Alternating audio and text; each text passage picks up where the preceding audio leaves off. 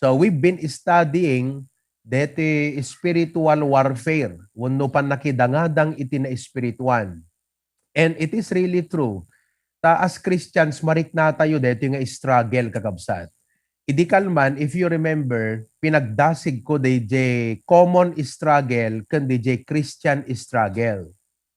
DJ common struggle, iso dete struggle iti aming nga tao, Christians and non-Christians, saved or unsaved, believers kan saan nga believers.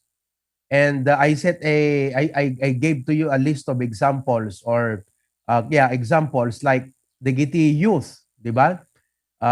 Ti struggle daket online class. So Christians and non-Christians are struggling alike. Peer pressure, okay? Social media addiction. Anapay, they want a sense of belongingness. Iso nga, no makita da digitay friends dayan ta Facebook nga po, nakaragragsak dagat kala umapal jerik na. Sana all, di ba? Okay? So these are some of the common struggles that youth are facing today. Digitay mo't young adult, just like us, middle age nga makuna, timot struggles minakat marital, di ba? Struggle ti agasawa. Awang kastang struggle ti youth. But Christians and non-Christians go through such struggle. Di panag-adjust. 5 years, 10 years, agad-adjust pa lang. Ano pa? Parenting, panagpadakkel ti anak. Financial provision, panangisakad ti pamilya. Housing, pagyanam, pagrentaam, bills. Awan di kita nga problema ti young people. Ngam young adults face that problem. So whether you are a Christian or not, common deta nga struggle ti aming nga tao kakabsat. Very real nga struggle amin deta. Anapay, eket DJ mat sense of belongingness and career goals. Anamot ti planong ti career mo. 'Di ba? Sometimes relatives or family or many things. Di kita common struggle. And then, di kita imot older adult. Sino di gijay? Di kita agtawan 40 pangato. So, sino ka dakiti older adult? Tayag naman ima na. Okay. So, you are older adults and the senior adults. Aya, timot struggles yung kakabsat kat na idumduma kasi kadwan nga struggle ti senior adults kakabsat kat health concerns. Di kita saksakit. Anapay, DJ health, DJ kas lang nukas pagarigan tay pang maintenance ko na tayo. Aya, sa di Pilipinas kat ada digit ada high blood na, dapay nangatot sugar na, diabetes, anapay, tonsillitis, hepatitis, kamatis, adan sa amin na klase sakit ang gagabsat. Kala kadot prutas, kademot kadot sakit na. So maintenance. Di kita na isut parikot ti young people, but it's the parikot of the older people. Anapay, panagpadakkel iti teenagers. Nalaka sa balit struggle ti agdalagan at sa balit struggle iti agpadakkel iti teenagers, di ba? Sa bali Kasi no, baby pa lang kat, ang utam amin, kilikili, silang, saka, amin kakabsat, maangot mo, ngam no teenager ng kakabsat kat pambaram, di ba? Natangkan ulo na, naswingan. So, basically, di kita mo ti struggle sang sangon ti older adults. Panagpabasat college, agapura ti pang matrikula, kasjay kakabsat. So, every generation faces its own struggle. And that is a common to everyone. But as Christians, the blessing na ijay, we can face these struggles with hope and faith. So nga i-relate tayo dito ka dito lesson tayo yung bigat. Di may ikapat nga piyesa ti armor of God iso jay shield of faith. Shield of faith. We will study about that this afternoon. Okay? And then, so na-discuss ko, jay common struggle. Amin tayo. Karubayo, amin. So, same kakabsat. On the other hand, adamot jay Christian struggle. Iso dito nga point, iti pagduelan tayo. Dito Christian struggle. Dito nga agatakar ni Satanas ti biyag tayo. So as Christians, we must learn how to shield ourselves, how to withstand, how to resist. Digito nga attack ni Satanas ti biyag tayo. Tapnon ti kasta kakabsat, we are victorious. Dito lumong out tay lata, uray kas la imamag na tayo ni Satanas, nakalong out tay lata, makaangas tay lata nga nasayaat. We are on top of every problem. We are above of every situation. Nga kaslate lag-surfing kakabsat, uray nagdakkel di wave, may enjoy tayo lata because we are using the wave to our advantage. in view of our life as surfer, for example. So, di ka nagdakkel J-wave, di ka kas lang agsakay ka lang di ka gusto mata kay ket mo ba ko dakdakkel J-wave kasi napimpintas di pa nag-surf mo. So as Christians, it's like that. Sometimes if you have the right viewpoint, viewpoint iti faith nga makuna, DJ panangkitam through the eye of faith, you will look at problems not as a potential harm to you, but a potential opportunity tapno adadda nga agshine iti testimony nga para iti Apo. So let's look at it that way today. Okay? So nakita tayo kakabsat kadigiti naglabas nga DJ armor tayo umuna kat DJ loins geared about with truth. So we need to arm our minds with truth against error, against deception, against the lies of the devil. And we are surrounded by those things nga iti makitam ket just the literal things, but behind all of it dati message na kakabsat nga kumagat kasla uleg nga no once nga you buy into that thing kahit nga sawan talaga nga si kaket masaktan de kamandag na tumamaking kakabsat, and it will defeat your Christian life. Okay, so truth, and then adal tayo DJ breastplate of righteousness, that as Christians masapol nga upright tayo kaslakin ni Joe, and we will look into that later on as well. Okay, and then what else? DJ shoes of bringing the gospel of peace. So it means that we need to stand, we need on the fullness of the blessings that we have received because of the gospel of Christ. Meaning that ipinangawat tayo ni Jesus Christ has changed our eternal destiny, but it has also changed our present perspective. DJ inawat tayo ni Jesus Christ, binaliwan na iti destinasyon ti papanantay numatay tayo, kan binaliwan na pa'y kakabsat, di perception tayo because na-realize tayo nga, di gayam kaadak kini Kristo kat kaslaak lang na iranod iti naindaklan nga blessing nga di may explikar ti kaaduna. Life is never enough to exhaust all the blessings that you can find in the Lord Jesus Christ. Kas natin na ikamang ka kumaba.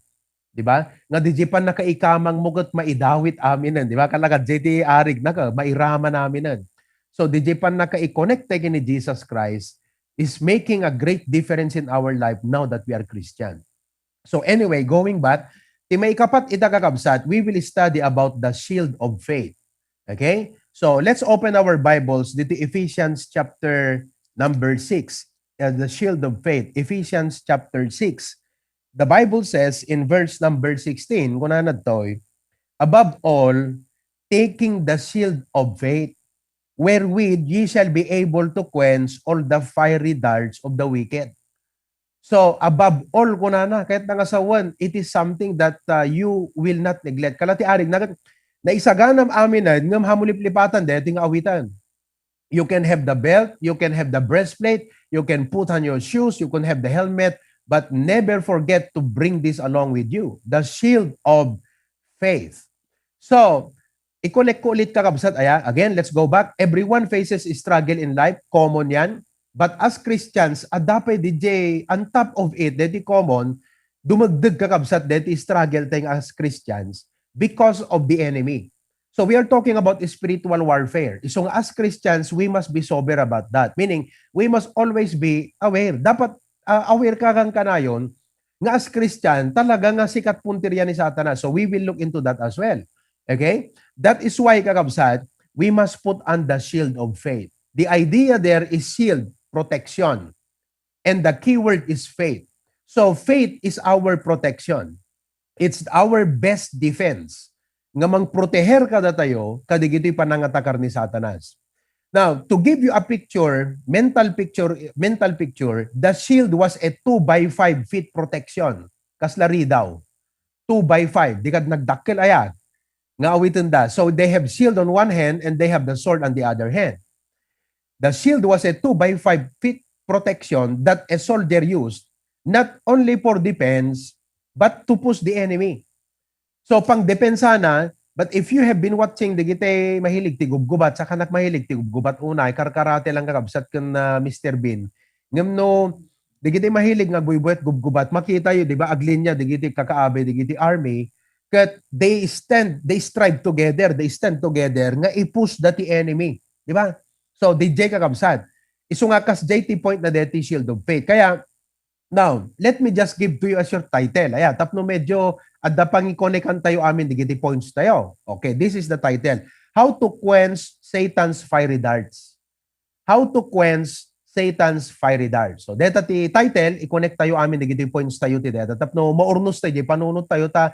Deti outline ko kabsat, actually, nakasimsimple, very simple terms, digiti no sarkod to. Nalakati nga maawatan, nga at least, maurnos tayo. Ayan, urnosan tayo lang. Tapno, ure inclose mo, di notebook mo, kat mabali mong i-explain ti sa bali, may lawlawag mo, kasi clear di pa nakaawat mo deti message, the whole of it. Okay? So, how to quench the fiery darts of Satan? How to quench Satan's fiery darts? Kasanuta yung sarapaan. Kasanuta yung anat pang sarip datayo. Digitikit na kasawan. Anat pang sarip datayo. Kadigitoy, nga bumegbegang wano umapapoy. Nga darts. Ano ti? Darts ti Ilocano tayan. Ha? Pana. Oo. Digiti umapapoy nga pana ni Satanas iti biyag tayo. Okay? So there are three things that I would like for us to see in the verse. Okay? Number one. This is a reality based on the verse. Kunanan to, kabsat, take the helmet of you shall be able to quench all the fiery darts of the wicked. The wicked. Now, number one, you are a target of the wicked one.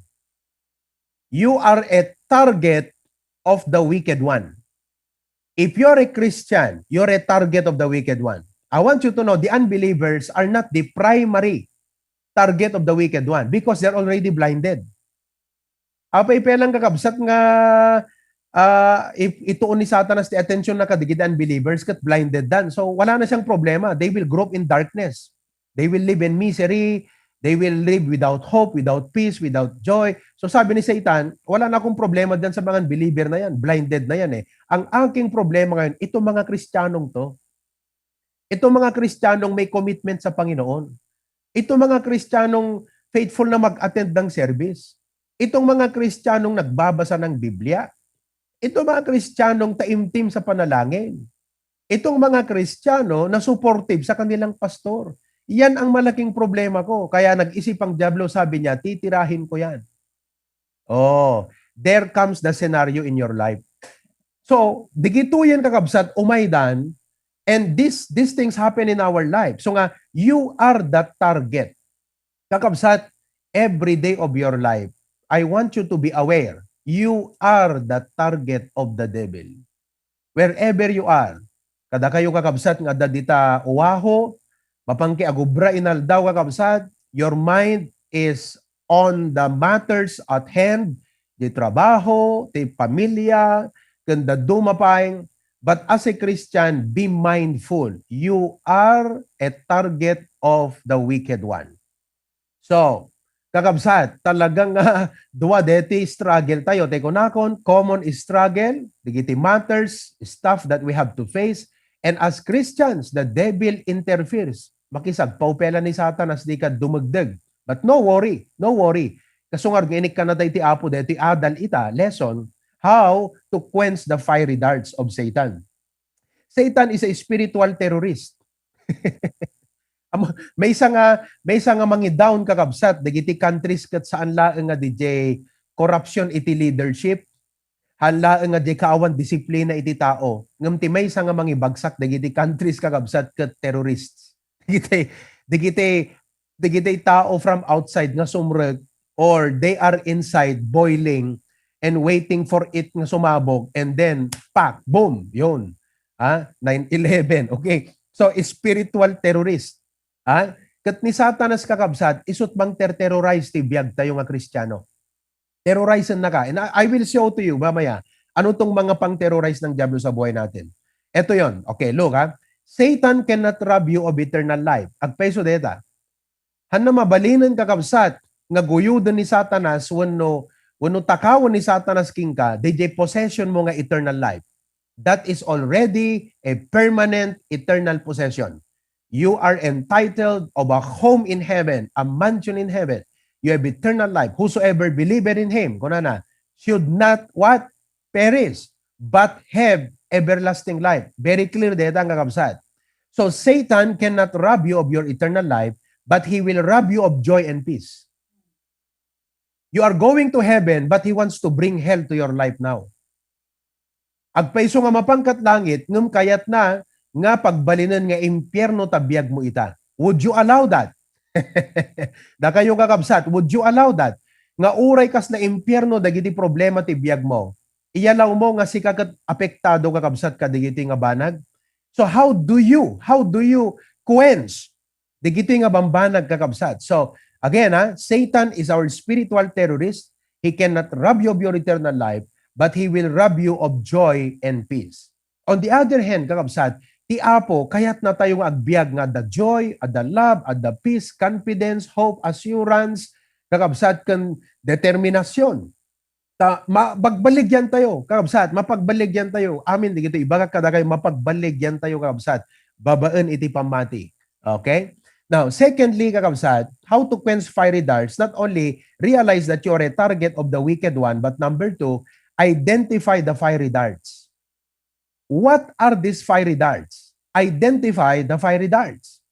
So, Pastor, ano, digito yung pana ni Satanas nga pangtira na kanyak, nga pangpasakit na kanyak, to hurt me, to harm me, to dishearten me, to discourage me, or to stop me from moving forward in my spiritual life, nga hanak makapag-advancean kasi I'm already wounded. Diba?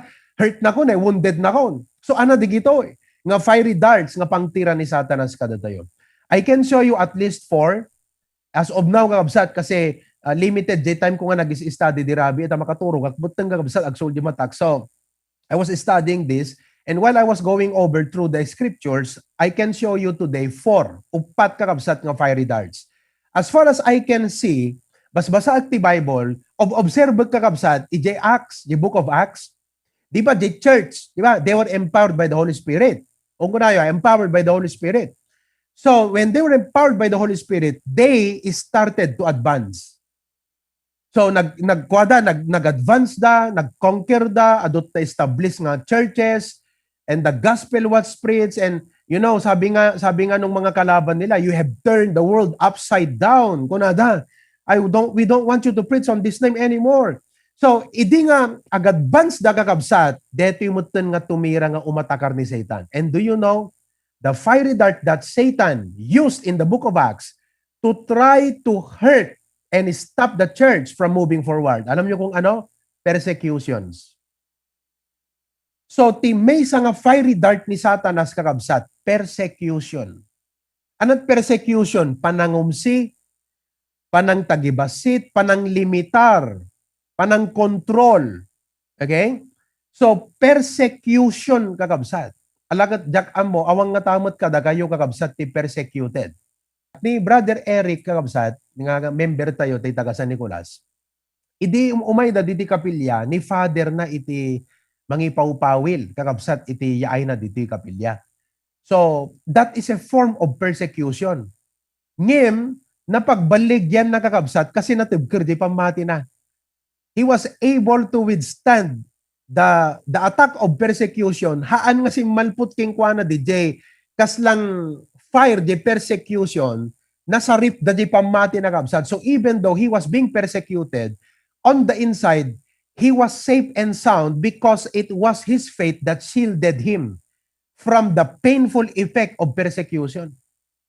Kat iji Bible kakabsat, kita nyo ti effect ti persecution na nasina-sina da. Oh, because of persecution, they were all scattered abroad.